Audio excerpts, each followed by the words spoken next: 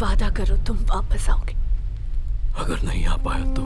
Hello বন্ধুরা, কি অবস্থা, কেমন আছেন সবাই? তো যাই হোক, ফাইনালি মুক্তি পেয়েছে upcoming American epic fantasy action film the ওডাসি।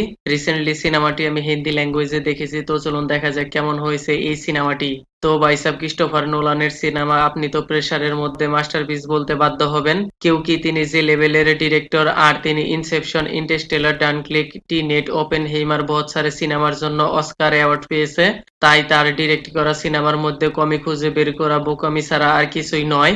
আর তিনি যে লেভেলের কমপ্লেক্স সিনেমা মেকিং করে, থ্যাংক গড এই সিনেমার মধ্যে তেমন একটা হার্ড প্রেজেন্টেশন দেখতে পাওয়া যায়নি। আই মিন, যা আপনার সবকিছু মাথার উপর দিয়ে যাবে, একদমই সফট স্টোরি লাইন প্রেজেন্টেশন করা হয়েছে।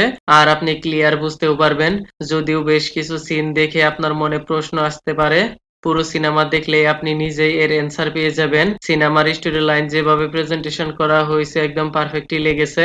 মূলত সিনেমার কাহিনী হলো ট্রোজান ওয়ার শেষে ইথিকার রাজা Odysseus, role played by Matt Damon, তিনি ফেরার পথে কি কি হয়েছিল, তার সেনাদের সাথেও কি কি ঘটেছিল, আর ট্রয় ওয়ার কেমন হয়েছিল, কিভাবে তারা সবাই খেলনা ঘোড়ার ভিতরে সারভাইভ করেছিল, দেন ফেরার পথে কাইলপস ইয়ানি এক চোখওয়ালা ডিমন থেকে কিভাবে বেঁচে ফিরেছিল, তারপর পোসাইডন ইয়ানি জায়ান্ট আকৃতির ইনসানের হাত থেকে কিভাবে রক্ষা পেয়েছিল, তারপর সাইরেন ইয়ানি ওই মায়াবী সাউন্ডের হাত থেকে কিভাবে নিজেকে সারভাইভ করেছিল।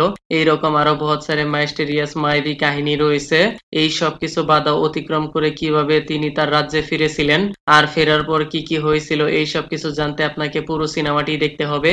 প্রায় 3 ঘন্টার এই সিনেমাটি আপনার লং লেন্থ ফিল হতেও পারে, তারপরেও কিছু করার নেই। কিউ কি ক্রিস্টোফার নোলানের সিনেমার মধ্যে স্টোরি লাইন বিল্ড আপ করতে যতটুকু টাইম লাগবে তা তো আপনাকে দিতেই হবে।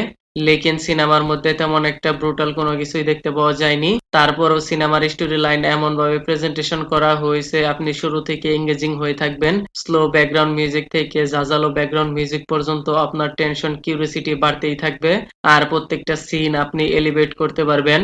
বহুত সারে ইমোশন অ্যাঙ্গেলও রয়েছে। আর ম্যাথ ডেমনের অ্যাক্টিং পার্সোনালিটি কোয়ালিটি একদম পারফেক্টলি লেগেছে।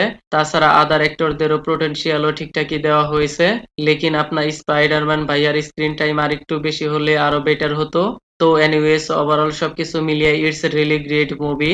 তো যাই হোক, দিস ইজ মাই ওপিনিয়ন। মন চাইলে আপনি দেখতে পারেন ফ্যামিলির সাথে। And kindly subscribe my channel. Okay then, ভিডিওটি কেমন লেগেছে আপনার? ধন্যবাদ, দেখা হবে পরের ভিডিওতে।